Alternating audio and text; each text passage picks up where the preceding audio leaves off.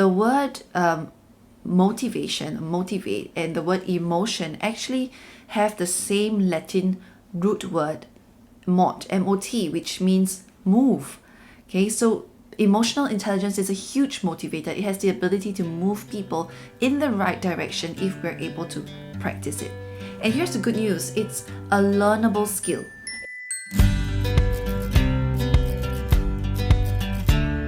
Hi everybody, and welcome to the very first episode of the Experimental Parent. My name is Jasmine Jialing and I am your host.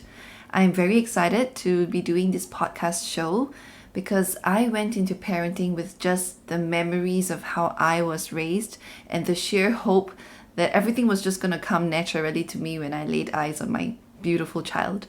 And obviously when that didn't happen, I spent my postpartum days and nights consuming the vast parenting literature that was available in the library, ebooks, Google, everywhere. And I didn't realize then that the true wisdom of all of it was really in the OJT. It was really in experiencing it and also getting that collective wisdom from the community of people who have experienced it that we learn best.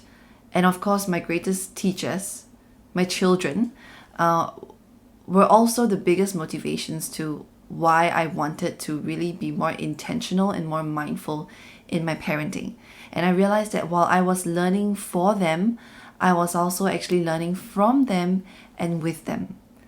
And that's why I think the whole idea of bringing together the wisdom of different people and also sharing my experiences and sharing what I think and I feel about this whole experience has a special place in my heart, and I wanted to do this podcast.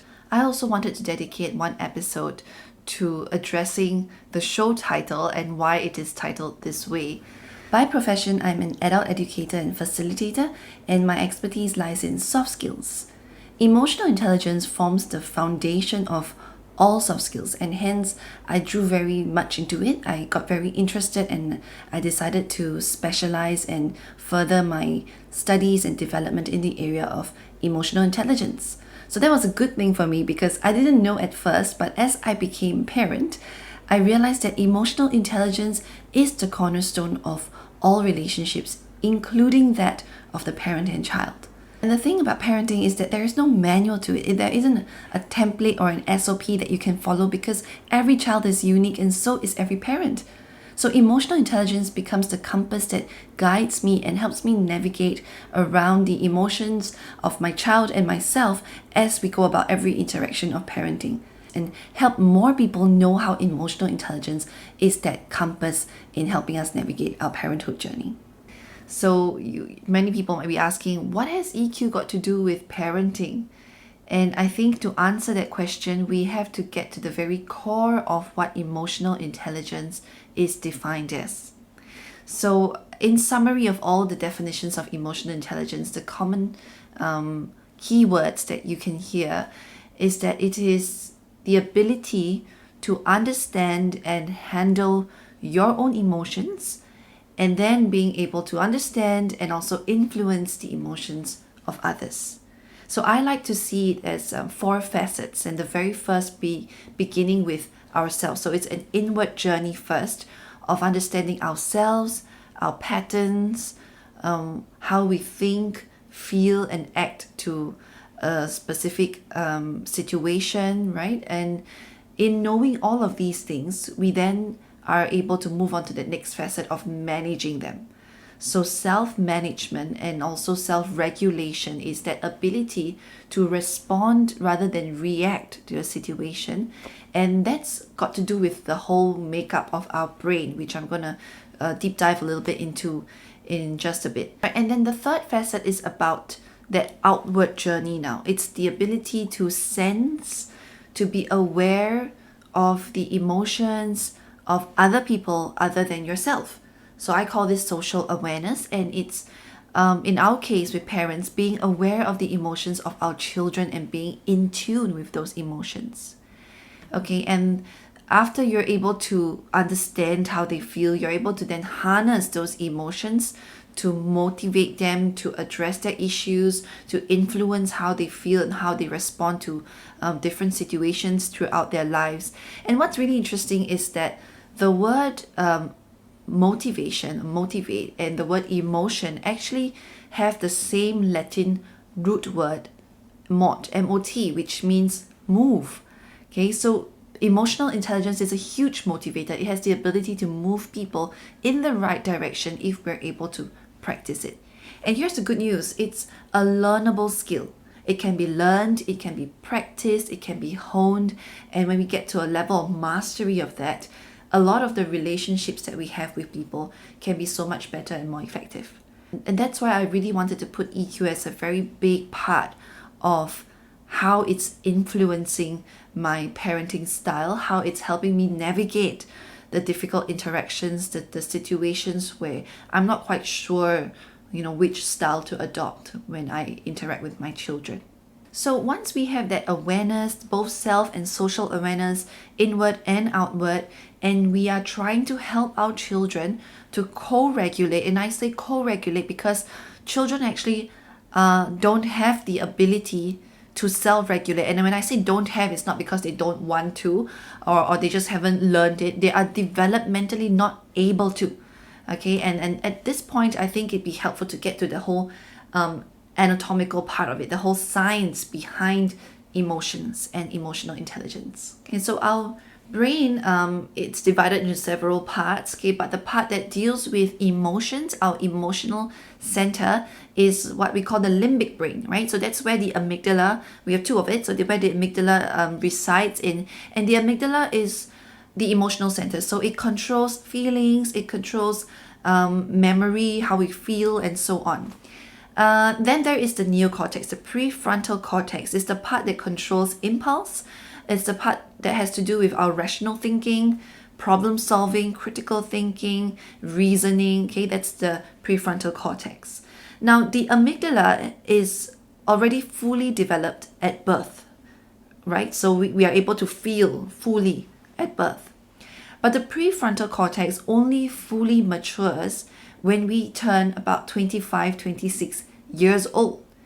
And that means that our children at their age are developmentally not able to approach a situation that makes them feel a very strong reaction, and they are able to say, oh, okay, hang on, let me just think this through and see what's the best way to respond. No, they're not able to do that. So a lot of the times our children just react whichever way they feel, and sometimes it can be an explosive kind of reaction. So we call that amygdala hijacked. Okay, so this is a very interesting story which a lot of psychologists tell to help us relate to how our brain works together. So this story is called The Elephant, the Rider, and the Path. So we can think of our brain as made up of the elephant and the rider. So the limbic brain, the amygdala, is the elephant, and the prefrontal cortex is the rider. When these two are calm, they're not tired, they work very well together. The elephant will let the rider lead the way and direct which direction it is we want to go. So when we're calm, our prefrontal cortex can say, okay, this is the path I want to chart for my next 5-year plan. This is how we're going to do it. Okay, we're all calm. We're not going to get into a very impulsive state of mind because the elephant is calm. Now, the elephant is very old. It has existed for the longest time, right? And it can go long distances.